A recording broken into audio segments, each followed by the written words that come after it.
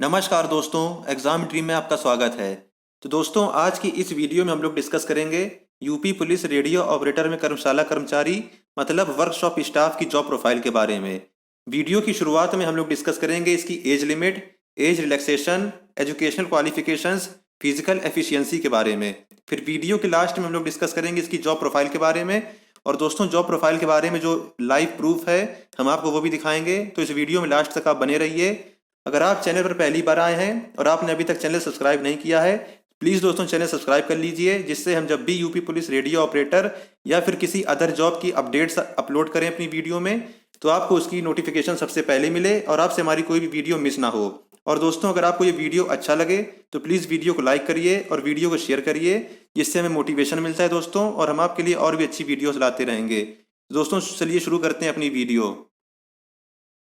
सबसे पहले हम देखेंगे इसकी एज लिमिट के बारे में। तो इसकी जो नोटिफिकेशन में दिया गया है उसमें कहा गया कि अभ्यर्थी ने दिनांक 1 जुलाई 2022, मतलब जो एज काउंट होगी वो 1 जुलाई 2022 को काउंट होनी है, और इस तारीख को 20 वर्ष की आयु प्राप्त कर ली हो और 28 वर्ष से अधिक आयु का ना हो। मतलब मिनिमम एज 20 रखी गई है और मैक्सिमम 28 है।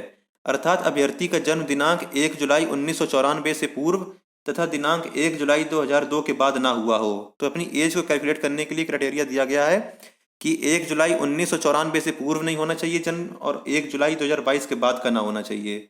जिसका भी क्राइटेरिया इसके अंडर में आता है वो इसके लिए अप्लाई कर सकते हैं। और इसमें कहा गया कि अनुसूचित जाति को, अनुसूचित जनजाति और ऐसी अन्य श्रेणियों को अभ्यर्थियों की दशा में उच्चतर आयु सीमा में छूट मिली है। तो जो एज रिलैक्सेशन है हम लोग देखें कितनी मिली है। तो जो एज रिलैक्सेशन है अनुसूचित जाति के लिए, अनुसूचित जनजाति के लिए, अन्य पिछड़ा वर्ग के लिए, इन तीनों ही कैटेगरीज के लिए 5 वर्ष की अधिकतम आयु सीमा में छूट मिली है। मतलब 5 इयर्स का एज रिलैक्सेशन इनको मिला हुआ है, शेड्यूल्ड ट्राइब को, शेड्यूल्ड कास्ट को और ओबीसी को। अब हम नेक्स्ट देखते हैं एजुकेशनल क्वालिफिकेशंस के बारे में। तो इसमें दिया गया है कि भारत में विधि द्वारा स्थापित बोर्ड से हाई स्कूल परीक्षा या सरकार द्वारा मान्यता प्राप्त कोई समकक्ष परीक्षा उत्तीर्ण की हो, अथवा किसी सरकार द्वारा मान्यता प्राप्त औद्योगिक प्रशिक्षण संस्थान मतलब आईटीआई से electronics, telecommunication, electrical, computer science, information technology, radio एवं television, electric supply and manufacturing, refrigeration, mechanic instrument, mechanic electronics, computer operator एवं प्रोग्रामिंग असिस्टेंट ट्रेड में प्रमाण पत्र परीक्षा पाठ्यक्रम उत्तीर्ण किया हो, या सरकार द्वारा उसके समकक्ष मान्यता प्राप्त कोई अर्हता परीक्षा उत्तीर्ण की हो। और इसमें जो सबसे इंपॉर्टेंट बात है कि जो आपका सर्टिफिकेट होना चाहिए, वो जो आवेदन की अंतिम तिथि है 28 फरवरी 2022, हालांकि ये अंतिम तिथि इसकी बढ़ गई थी, 15 मार्च हो गई है, पर इसमें जो नोटिफिकेशन में लिखा गया उसमें कहा गया कि 28 फरवरी 2022 तक अभ्यर्थी को मतलब अपेक्षित शैक्षिक अर्हता अवश्य धारित करनी चाहिए।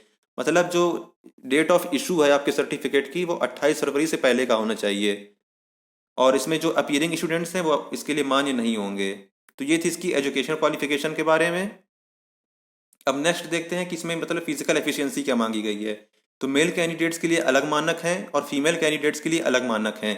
तो मेल कैंडिडेट्स में भी कैटेगरी वाइज थोड़ा अलग अलग हो जाता है, जैसे अनरिजर्व कैटेगरी के लिए, ओबीसी कैटेगरी के लिए और एससी कैटेगरी के लिए जो हाइट है वो होती है 168 सेंटीमीटर।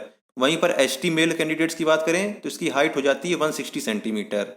फिर देखते हैं चेस्ट के बारे में। तो मेल कैंडिडेट्स में यूआर, ओबीसी और एससी के लिए 79 सेंटीमीटर होनी चाहिए मिनिमम चेस्ट, और फुलाने के बाद 84 होनी चाहिए, मतलब 5 सेंटीमीटर का फुलाव होना अनिवार्य है।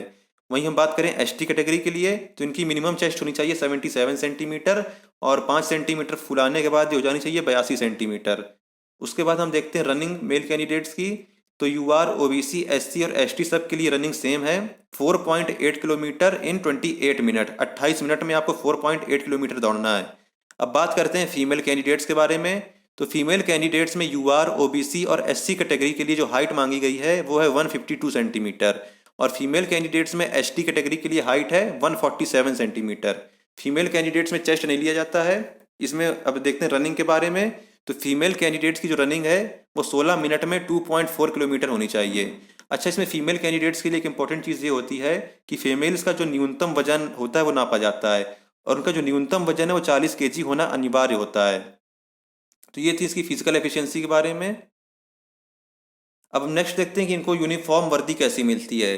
तो जो रेडियो में विभाग में जो होता है वर्कशॉप स्टाफ, इनकी जो यूनिफॉर्म होती है वो पुलिस कांस्टेबल के बराबर होती है। मतलब पुलिस कांस्टेबल की तरह होती है। और जो जॉब है आपकी वर्कशॉप स्टाफ की है, यूपी पुलिस में जो कांस्टेबल्स होते हैं उनकी इक्विवेलेंट रैंक है।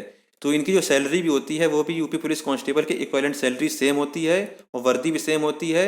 और जो बच्चे पूछते हैं क्या वर्दी पहनना है, बिल्कुल ज़रूरी होता है। तो आप ऑफिस में बैठते समय अपना वर्दी नहीं पहन सकते हैं, मतलब आपको नहीं पहनना है तो आप नहीं पहन सकते, उसमें कोई रोक टोक नहीं है आपकी, आपको वर्दी पहनना ही पहनना है, आपकी इच्छा के ऊपर होता है। पर जैसे कोई अधिकारी आना होता है, गस्टेड ऑफिसर, या फिर जैसे कोई बड़ा इवेंट होता है जैसे 26 जनवरी या 15 अगस्त का, तो ऐसे मौके पर आपको वर्दी पहनना पड़ता है। आप देख सकते हैं ये कांस्टेबल की यूनिफॉर्म होती है। सेम यही यूनिफॉर्म जो है वो मिलती है किसको, वर्कशॉप स्टाफ को। अब हम देखते हैं इनकी प्रमोशन स्कीम के बारे में। जैसे कोई भर्ती होता है कर्मशाला कर्मचारी के पद पर, तो कम से कम 10-12 साल में उसको सहायक परिचालक के पद पे जो है प्रमोशन मिल जाता है। फिर उसके बाद सहायक परिचालक मतलब कि जो असिस्टेंट ऑपरेटर होता है उनकी बाँ पर 3 सफ़ेद फित्ती लग जाती है। उसके बाद इनका प्रमोशन होता है प्रधान परिचालक के पद पर। तो जो आपका प्रमोशन है मैक्सिमम यहाँ पर प्रधान परिचालक तक हो पाता है। बहुत कम केसेस में इसके ऊपर जा पाते हैं, बाकी जो नॉर्मल देखा जाता है तो यहाँ तक इनका प्रमोशन होता है। अब हम बात करते हैं इनकी जॉब प्रोफाइल के बारे में। तो जो यूपी पुलिस में रेडियो विभाग में जो होते हैं क्या कहते हैं कर्मशाला कर्मचारी, इनका जो मेन काम होता है वो होता है विभागीय रेडियो उपकरणों की मरम्मत करना व रखरखाव करना। मतलब जितने भी रेडियो सेट्स हैं और जितने एंटीना वगैरह हैं उनकी मतलब कि मेंटेनेंस करना ही इनका काम होता है। और जहाँ पर आवश्यकता होती है, जैसे किसी पुलिस अधिकारी के ऑफिस में या फिर किसी पुलिस जीप में, ऐसे पुलिस पेट्रोलिंग जीप्स होती हैं, या फिर डायल 100 का जो ऑफिस हो गया, या फिर डायल 100 की जो गाड़ियाँ हैं उसमें जो रेडियो सेट्स इंस्टॉल होते हैं वो सब इंस्टॉलेशन करना इनका काम होता है। उसके बाद इन देखिए रेडियो वर्कशॉप में जो रेडियो उपकरण होते हैं उनका रिकॉर्ड रखना। मतलब कि जो यूपी पुलिस का रेडियो डिपार्टमेंट है उसमें जो रेडियो डिवाइसेस होती हैं उनका एक स्टोर होता है, वहाँ पर सभी रेडियो डिवाइसेस रखी होती हैं। तो वहाँ पर उनकी लिखा पढ़ी भी होती है, मतलब कि अभी स्टोर के अंदर कितने रेडियो डिवाइसेस रखे हुए हैं। और रेडियो डिवाइसेस में हर रेडियो डिवाइस पर एक सीरियल नंबर लिखा होता है, हर रेडियो सेट में लिखा होता है, हर एंटेना में लिखा होता है। और जो उनको लगाने के लिए जो छोटे छोटे पेंच वगैरह या फिर जो मास्ट वगैरह सब खर्च होता है उन पर भी एक एक सीरियल नंबर लिखा होता है। तो उनका सबका रिकॉर्ड रखना होता है इनको। और मतलब कि इनके स्टोर में कितने रखे हुए हैं, कौन सा सीरियल नंबर का सेट इनके स्टोर में भी रखा हुआ है, और कितना जो कौन सा रेडियो सेट जो है किसी पुलिस स्टेशन को दिया गया, किसी अधिकारी को दिया गया, या फिर किसी जीप में इंस्टॉल किया गया, और कब इंस्टॉल इंस्टॉल किया गया, किसके नाम पर किया गया, ये सब रिकॉर्ड रखना होता है। एसपी के नाम पर किया गया या फिर किसी इंस्पेक्टर के नाम पर किया गया, ये सब इनको रिकॉर्ड रखना होता है। किस थाने को मतलब पुलिस स्टेशन को किसको दिया गया कौन सा रेडियो सेट, सब इनको रिकॉर्ड रखना होता है। तो आप देख सकते हैं कि जब जो कुछ अधिकारी होते हैं जैसे गस्टेड ऑफिसर्स, जैसे एसपी हो गए, सीओ हो गए, डीआईजी या फिर डीजीपी, तो इनका जो सरकारी वाहन होता है उसमें भी अलॉट होता है रेडियो सेट, तो उसका भी सब इनको विवरण लिखना होता है। अब आपको दिखाते हैं कि जो लिखा पढ़ी होती है इन सब की मेंटेनेंस की वो कैसी होती है। तो आप देख सकते हैं कि ये जो कागज़ है इस पर लिखा हुआ उत्तर प्रदेश पुलिस रेडियो शाखा पुलिस कंट्रोल रूम लखनऊ। तो इसमें निर्गम पत्र संख्या है, मतलब पत्र संख्या जो लिखी हुई है 1/14। और किसे निर्गम किया गया, मतलब किसके नाम पर जो सेट है वो दिया गया है, तो वो है एसआरओ के नाम पर, एलजेड लखनऊ। और किसके द्वारा, तो देखिए जो आदान प्रदान होता है ये आरआई के नाम पर किया जाता है। सब करते भले कर्मचारी लोग हैं पर जो मेन हेड होता है आरआई होता है, तो उसी के नाम पर सब आदान प्रदान होता है। तो यहाँ पर देखिए द्वारा पर क्या लिखा हुआ है, आरआई, आरआई आर लखनऊ, मतलब रेडियो लखनऊ। इसके बाद हम नीचे देखेंगे तो क्या क्या इनको सप्लाई किया गया, यहाँ पर सब डिटेल्स लिखी हुई हैं।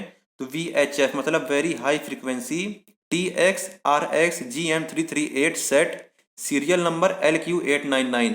मैंने आपको बताया था कि हर रेडियो सेट पर एक सीरियल नंबर लिखा होता है, तो आप देख सकते हैं यहाँ पर सीरियल नंबर भी लिखा हुआ है इसका LQ899। और ये कौन सा सेट है, VHF very high frequency TX RX GM338 set है।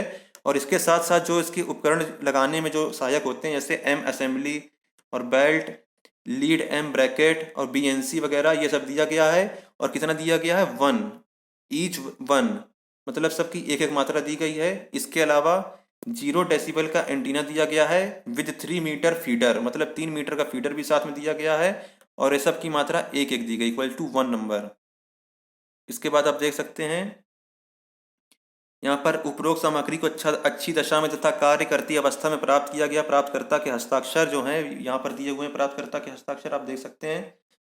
तो ये था कि मतलब कौन सा रेडियो उपकरण जो है किसके नाम पर दिया गया, ये सब ब्यौरा यहाँ पर लिखा हुआ होता है। अब ये देखिए दूसरा लेटर है, second letter, Uttar Pradesh police radio मुख्यालय महानगर लखनऊ। तो निर्गम पत्र संख्या आप इसमें देख सकते हैं, वर्कशॉप स्पेयर OH नंबर 05/2। और किसे निर्गम किया गया? DIG टेक्निकल को निर्गम किया गया। और किस कार्य हेतु किया गया है आप देख सकते हैं, यहाँ पर सब डिटेल्स दी गई हैं और किसके द्वारा किया गया सब डिटेल्स हैं यहाँ पर, और क्या क्या किया गया है।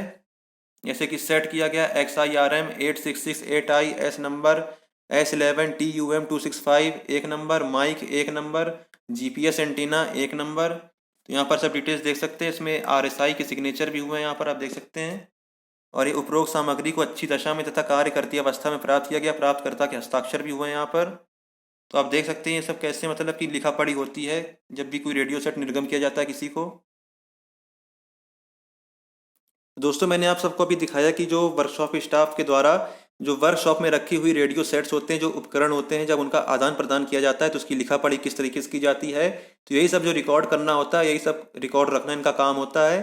और इसके अलावा जो इनकी जॉब प्रोफाइल के बारे में आपको जानना चाहिए वो है कि इनको 60 दिन की छुट्टी मिलती है एक साल में, और ज़रूरत पड़ने पर इनको आसानी से छुट्टी मिल जाती है। मतलब यूपी पुलिस में, सिविल पुलिस वगैरह में क्या होता है कि आपको ज़रूरत पड़ने पर छुट्टी नहीं मिलती, क्योंकि इसमें वर्कलोड बहुत ज़्यादा होता है। तो इसमें ऐसा कोई वर्कलोड नहीं होता, एकदम आराम की नौकरी है। जब आपको ज़रूरत होगी तब आपको आसानी से छुट्टी मिल जाती है, और आप नौकरी करते हुए पढ़ाई का टाइम आसानी से मिलता है आपको, आप आराम से नौकरी करते हुए पढ़ाई भी कर सकते हैं। और बाकी इसमें सरकारी पिस्टल वगैरह और नाइट ड्यूटी, दबेश देना और पब्लिक डीलिंग, ये सब बिल्कुल भी नहीं होता है। एकदम मतलब फ्री माइंड जॉब है और बिल्कुल आपको आराम मिलता है, आप पढ़ाई भी कर सकते हैं। तो ये सब थी डिटेल्स इसकी जॉब प्रोफाइल के बारे में। तो दोस्तों अगर आपको प्लीज़ वीडियो अच्छा लगा हो तो प्लीज़ चैनल को सब्सक्राइब कर लीजिए और वीडियो को लाइक और शेयर कर दीजिए दोस्तों। और हम फिर मिलेंगे नेक्स्ट वीडियो में। वीडियो पूरा देखने के लिए आपका बहुत बहुत धन्यवाद।